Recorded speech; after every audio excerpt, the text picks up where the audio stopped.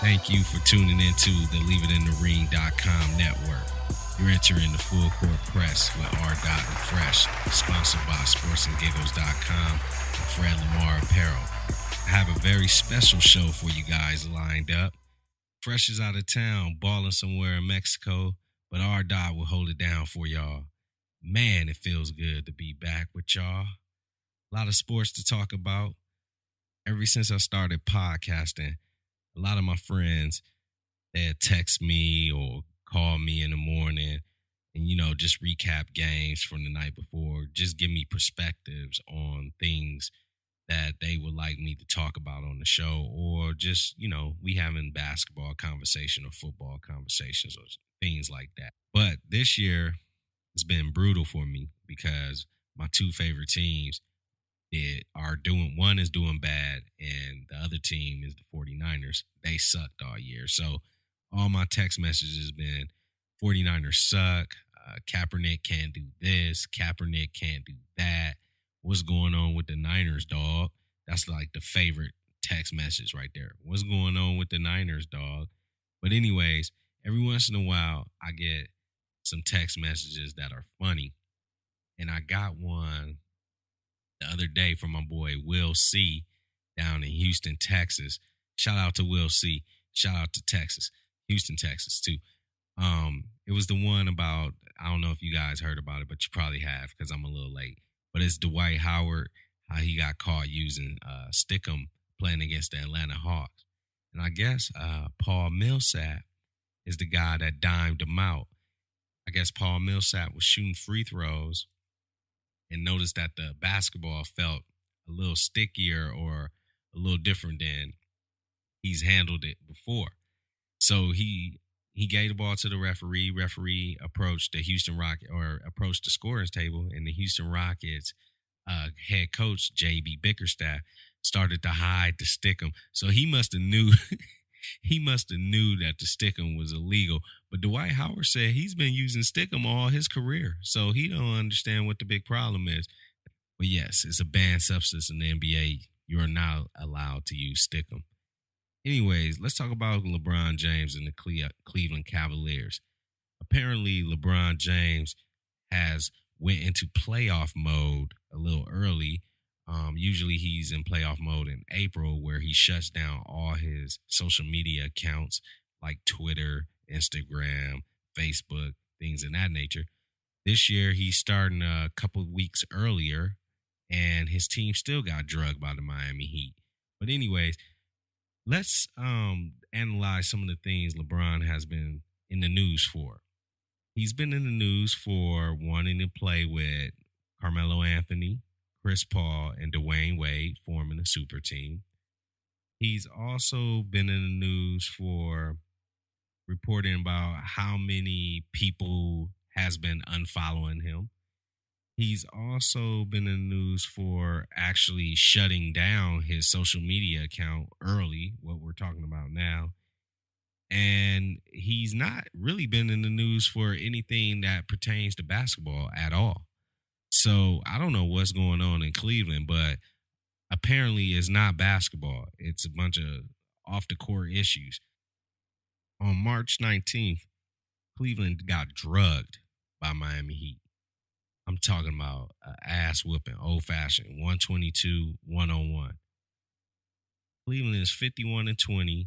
They have 11 games left, 5 of them which are at home. They play 3 games on the road, Milwaukee, Indiana, and Chicago.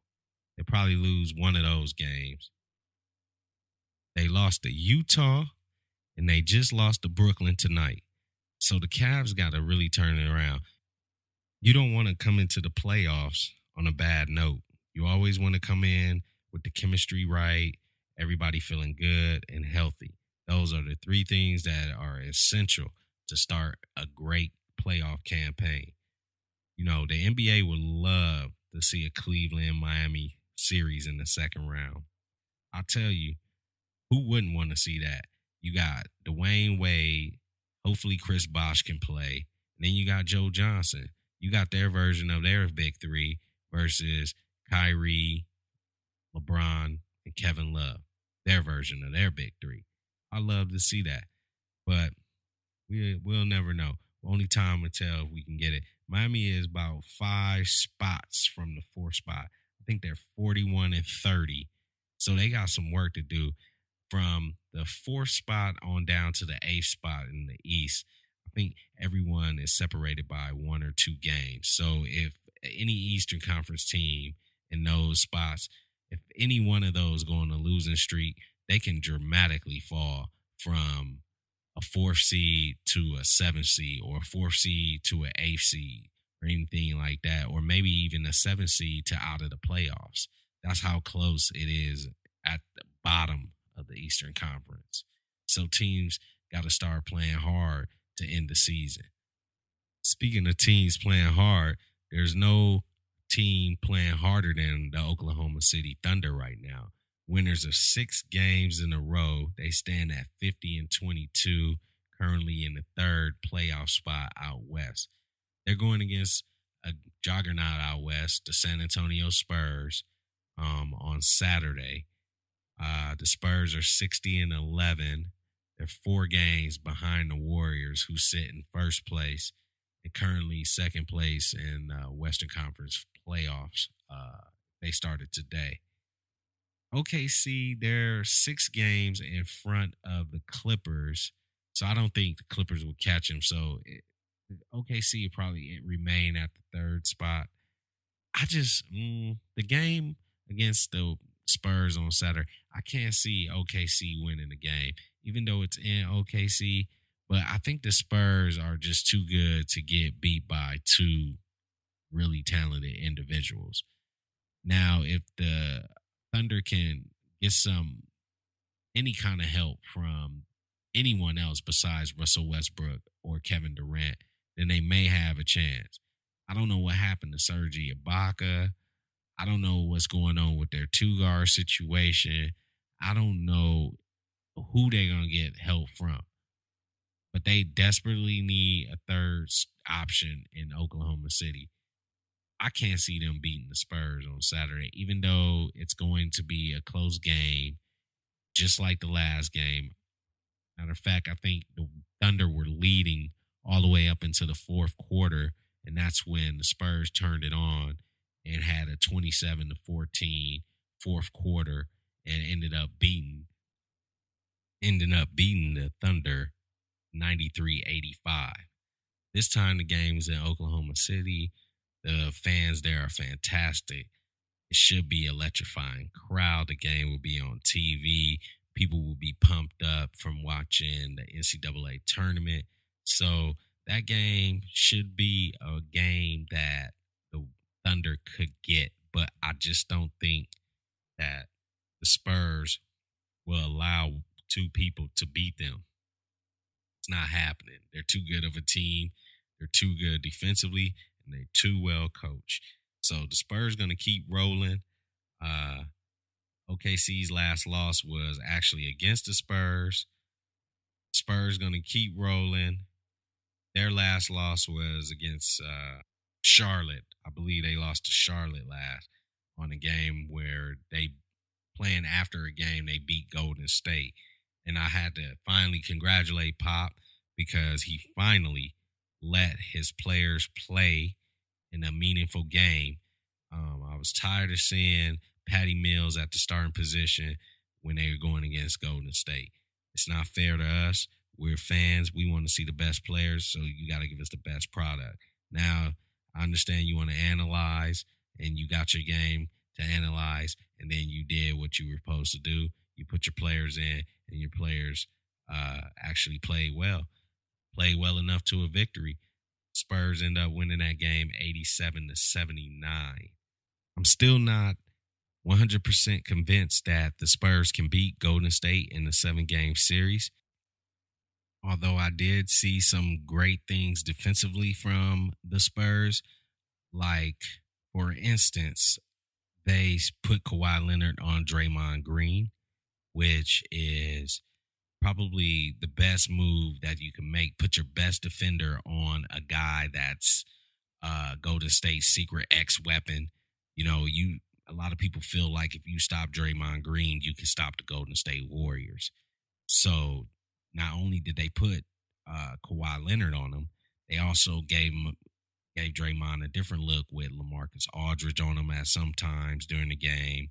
And also they put David West on him a few times, who also defends differently from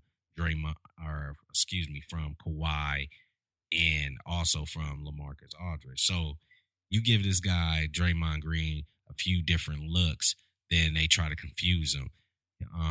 Another thing I noticed that they didn't double team a lot, which a lot of teams do try a lot with the Golden State Warriors, but they always end up burning them because the Warriors move the ball well and they have very smart IQ guys on their team. So I saw a lot of good things from Popovich. Also, Boris Diaw came in and put a little body on Draymond. But I think I see the focus of San Antonio. They're going to concentrate on stopping Draymond Green, as well as a lot of teams feel like Draymond Green is the key to what makes the Golden State Warriors motor go. So that's what I saw, but I still don't think they can beat them. You know, Kawhi Leonard and LaMarcus Aldridge both having great years. Kawhi Leonard averaged 21 points a game, 7 rebounds, 1.8 steals. LaMarcus Aldridge having a great year. It's solid, 17.7 points a game, 8.5 rebounds a game, and 1 block a game. So these guys are coming in, still handling their biz. But can they beat the Warriors? Spurs didn't win that game. Golden State lost that game. Steve Kerr was way too amped during that game. He was way too amped. I know you want to show your mentor up, and it's like when you have a big brother or an older cousin, and they beat you at everything, and then at one moment when you beat them, you just feel like you won a championship over the world. I bet you that's how Steve Kerr was feeling when he was coming into that game, because I've never seen a guy that's so fired up. He was getting technical fouls. His assistants had to calm him down. Players was calming him down. He was really amped up and fired and ready to go. He wanted to beat Popovich in San Antonio. That would have been just as sweet probably for him in the regular season as, not as much as a championship, but it would have been up there, if you know what I mean. But Steve Kerr's emotions allow him to lose the game and make mistakes, because he didn't play his bench nearly enough. Deshaun Livingston, I think, got 21 minutes, but other than that, everyone else got about 15 minutes or less, maybe not even 15 minutes. You know, Maurice Spates, he's a guy that he leans on a lot. He only played like 11 minutes.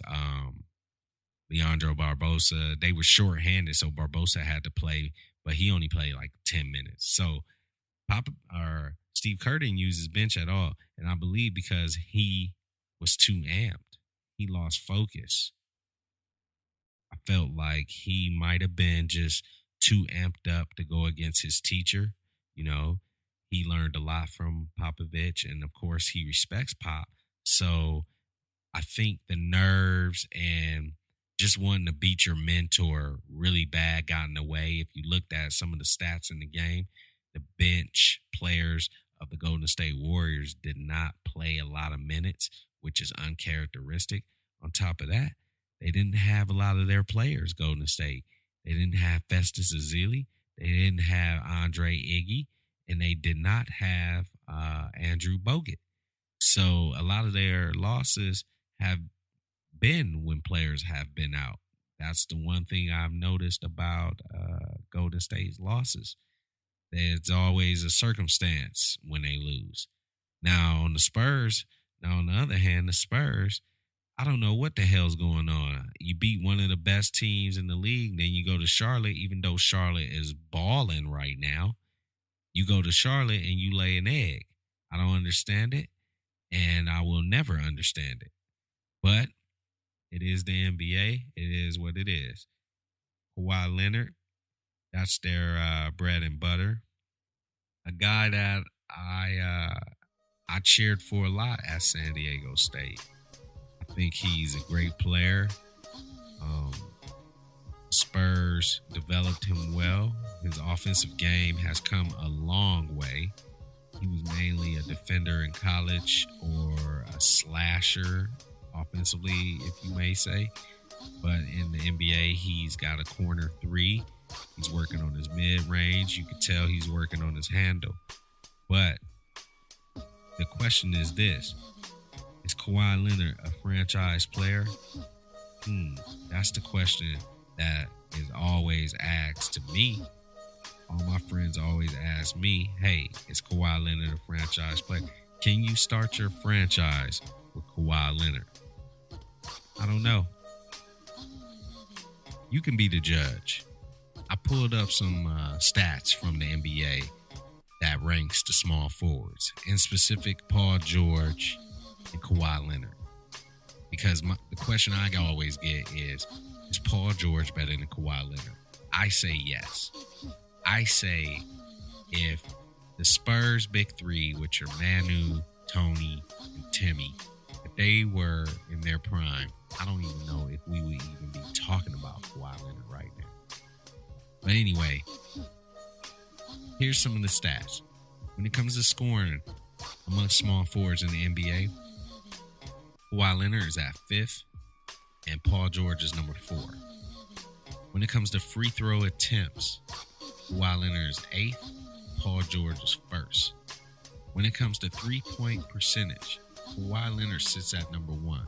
Congratulations. I know he worked hard to actually gain a three-point shot, to gain any kind of offense, actually, because when he came into the league, like I said before, he didn't have much of an offensive game. Now look at the guy. Kudos to him. He's number 1 in three-point percentage at 46% amongst all small forwards and in the NBA. Here's the problem with that. He's only taken 266 3-point shots. That ranks him at 17 amongst small forwards in the league. So he hasn't taken many, but he still has a great percentage. He's 12th amongst small forwards. In the assist category, Paul George is number 4. Now, this is what we know. These stats here is what we know Kawhi Leonard for. These are defensive stats.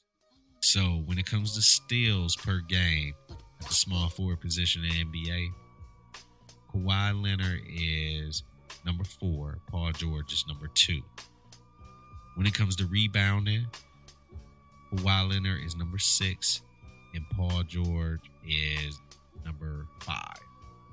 When it comes to rebounding at the small forward position in the NBA, Paul George also has 14 double-doubles compared to Kawhi Leonard's compared to Kawhi Leonard's 11. So, you tell me, with those stats, I'm rolling with Paul George. That was my first pick. Now, you guys have been watching the tournament. It's been exciting. I don't know who the hell's going to win. I got a good feeling about a few teams, but it's still up in the air. Michigan State got beat by Middle Tennessee. Who the hell saw that coming? I cannot believe Michigan State lost to Middle Tennessee. Not only, I think they were a 17-point favorite in Las Vegas, and they lost. 17-point favorite. You know how much money that is if you put down $100? I bet you it's a lot of money. I don't know, but I bet you it is. But anyways, I watched the Texas A&M and Northern Iowa game. What a crock of baloney that game was for me, especially towards the end. It was a great game, and then the end, that last minute. I know a lot of people just remember that 44 seconds, but it was actually that last minute. Now, it brings me to this question. How many of you guys feel when the referees take an official timeout to review a play, that is fair that if a team doesn't have a timeout, they actually get a bonus timeout when that referee or when those referees take that official timeout to review? So you got a team who doesn't have any timeouts get bonus timeouts. How do you feel about that? You know, this happens quite a bit. A lot of people may not recognize it, but it happens a lot. And in that game, it happened. Like I said, a lot of people remember 44 seconds because Northern Iowa was up by 12 with 44 seconds to go in regulation, you know. But if you notice, within that last minute, there were so many stoppages for reviews, you know, just killing any momentum Northern Iowa has and allowing Texas A&M to set up plays, set up their press, setting up their defense, giving Northern Iowa the ball to take it out at weird angles or weird spots on the court, you know, difficult angles to inbound the ball. It was just a weird game, man. I believe that 1 minute of play actually ended up taking 24 minutes of real time, which is corny because I watched a game today in a similar situation. Miami and Villanova. Villanova was up by 14, I believe, with 3 minutes and 21 seconds left in the second half. That game took 8 minutes and 27 seconds to complete, where you had a game with Texas A&M and Northern Iowa, a game where Northern Iowa should have won. They were up by 12 with 44 seconds left. You had a game with 44 seconds, or we'll even say a minute, last 24 minutes. There's something to be said about that. And on top of that, Texas A&M was allowed to get bonus timeout after bonus timeout. How do you feel about that? I think Northern Iowa got cheated. I know they feel that way. I think the referees created a situation or a scenario that had a very low probability of happening. But when you have timeouts like that and you have these kids, momentums get broken. Momentum gets broken and the other team gains momentum and gains confidence. You know, Texas A&M ended up winning the game 92-88 in overtime. All because the referees created a scenario that probably shouldn't even have to happen. If you think back, this same type of situation happened in the NBA last year in the playoffs against the Cleveland Cavaliers and the Chicago Bulls. Matter of fact, a lot of things happened during that game four in that series. You know, towards the end of the game, David Blatt tried to call timeout. Cleveland didn't even have a timeout to be called. Luckily, players and assistant coaches shielded David Blatt just enough so that the officials could not hear him. Because if he called a timeout and Cleveland didn't have a timeout, that would have been a technical foul. But what happens?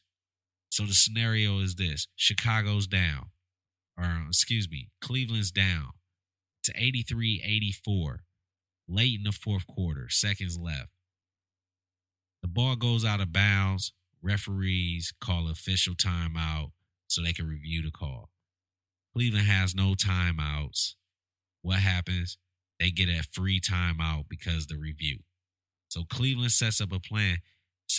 Cleveland and David Blatt actually set up a play for J.R. Smith to be ran and shoot a three. LeBron actually, during that timeout, the unofficial timeout, LeBron, after that timeout, cancels the play, vetoes the play, shoots a three from the corner. Cleveland wins the series, or Cleveland wins the game 86-84 and ultimately wins the series. But had LeBron and Cleveland and David Blatt had no timeout, the scenario might have been different. But they had that official review, and they used that official review to their full advantage, and they gained a free timeout. Fair or unfair, they win the series. I say it's unfair. That scenario happened again a few years back in the NCAA tournament. It was Davidson. They were a number 14 seed. This was 2013. Davidson was a number 14 seed. and they were going against Marquette, who was a number 3 seed at the time. 40 seconds left in the game. Second half, Davison's up with a 5-point lead. Marquette hits 2 free throws, goes down by 3. Ball goes out of bounds on the next possession. Marquette's out of timeouts. Officials go to the table, review, see who the ball goes out of bounds on. Actually, officials wanted to check the clock. They knew who the ball went out on. They needed to go back to the table, check the clock. Marquette gets a free timeout, sets up a play for the kid Vander Blue at the time. He ends up making a layup and puts Marquette up by 1. Marquette ended up winning the game 59-58 in regulation. All because they got a time to collect their nerves, listen to their coach, set up the defense they wanted, and set up a nice offensive play, all within that official timeout where Marquette didn't even have a timeout. I say that rule needs to change, and it needs to change quick because teams are getting bonus timeouts, and it's benefiting those teams, and they're equating to wins. And they're wins in huge games. What they need to do during official TV timeouts, each team goes to the opposite side of the court, stay in the free throw line circle, and that's it. So if the coaches or the bench want to talk to that team, they're going to have to yell it, and the other team can hear whatever they're saying, but that's the only way you can keep it fair, because I'm telling you, these games are huge. That Northern Iowa game, that was a huge game for that university that they got cheated out of. So I would like to see that rule change. I'm pretty sure a lot of people would love to see that rule change. Anyways, speaking of Final Four, man, I know a lot of people's brackets are destroyed. That Michigan State loss was huge because I know everybody I talked to had Michigan State going to the Final Four. And I know a lot of people won't believe this, and I probably wouldn't believe it either if you told me, but I did not have Michigan State in my Final Four, and I filled out 2 brackets. I don't care what y'all say. I know everybody fills out at least 2 brackets. Some of y'all be filling out like 6 or 7 brackets, but I filled out 2, and neither one of them had Michigan State going to the Final Four or the championship game because I knew the whole world was on Michigan State. And just me knowing, I knew that they couldn't win if everybody loved them this year. So I'm going to give out my Final Four picks. My Final Four, one of my brackets had Oregon, because I love Oregon, even though the Pac-12 stinks. They had like 7 or 8 teams, and only Oregon remains. That should tell you something right there. I had Oregon, UConn. I had UConn upsetting Kansas, but you all saw what happened in that game. We won't even go into that. And I had Kentucky, who played their heart out against Indiana, but Indiana just outlasted them. That was a great game. Tyler Ulis, he played a great game, and also Yogi Ferrell, he played a really good game. Kudos to Indiana. But I had Oregon, UConn, Kentucky, and Virginia in one of my brackets. And then my other bracket is actually still alive, and I'm excited about it because it's got Oregon, Villanova, North Carolina, and my live sleeper, Iowa State. A lot of people don't even know about Iowa State, but they will learn about them tomorrow, which is Friday. Iowa State got some shooters, so Virginia got to come to play. But anyways, I really like Oregon to win it all. That was my team to win it all because I like the way they play. I think they're the most athletic team. They're not very big and they're not very deep, but they're super athletic, and I love the way they play. And they got some great guards. I also like Villanova a lot, but Kansas is playing very well. This is probably one of the better Kansas teams that actually can win it I've seen in a long time. You know, The kid, Selden Jr., he's got great fundamentals. He can shoot. He can pass. He's a pretty smart kid. I like his game. On the other side, we got North Carolina. I don't really like North Carolina to win it all. I just think they're going to choke. I don't like the way they play defense. And I don't like their flow just doesn't seem like their offensive flow is really good. So I'm not picking UNC.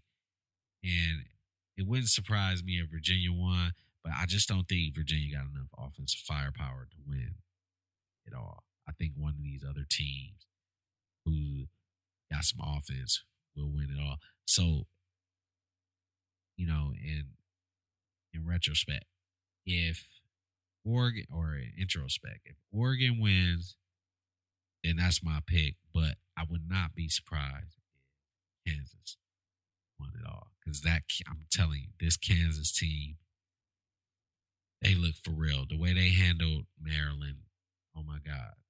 They really handled Maryland. Really, really. That game was a 2-point game at halftime. Ended up being like a 20-point blowout. Maryland didn't know what hit them in the second half. Trimble couldn't hit a shot. Suleiman couldn't hit a shot. He started off hot. They didn't know what hit them. So Kansas, if they win it all, then I'm a biggest loser because I don't even have Kansas going to Final Four in any of my in either one of my brackets. So let's wrap this up with a quick what did we learn for the week. We learned that the SEC and also the Pac-12 NCAA men's basketball conferences not as good as what was slated. We got duped in this one. I thought the Pac-12 was going to be a lot better than what they were in this tournament. One team remaining, Oregon. SEC also. Kentucky, I thought was going to go to the Final Four. Ended up getting smashed out by Indiana. So SEC, not good this tournament. Well, let's see. What else did we learn? We learned that two men, as talented as they are, Russell Westbrook, Kevin Durant, they cannot beat a team, a well-oiled machine like the Spurs. Two individuals will never be able to beat a team, no matter how talented they are. Spurs will always be able to beat OKC until they get some more help. Those guys, Russell and KD, they get tired in the fourth quarter. And when fatigue happens, a lot of mental errors happen. That's when they have their most turnovers. That's when they miss their most shots in the fourth quarter. Look it up. Stats don't lie. I can't make this stuff up. We also learned that if you want your superstar traveling to other cities during the season, partying with other cities and other teams' star players, working out with other teams' star players, and then coming back to your team and thinking everything is good, then you need to go to Cleveland. If that's what you want, then you need to go to Cleveland because that's what's going on there. A lot of turmoil, a lot of animosity in Cleveland that a lot of people are not reporting. But I told you guys a couple weeks back, if I'm a teammate of LeBron and he's doing these sort of things, partying with other teams, players that we may see in the playoffs, I'm looking at him sideways. I'm wondering, what are you doing, bruh? Are we your teammates or do you want to be somewhere else? Because your actions say you want to be somewhere else. Somewhere like South Beach, maybe, partying with Dwayne Wade, teaming up with Chris Paul and Carmelo and Chris Bosh again. I don't know. That's all I got for you guys. Fresh should be back next week. He should be back from his vacation. We'll be back with Full Court Press, episode number 6. So, guys, stay tuned, and thanks for tuning in. And have a happy Easter.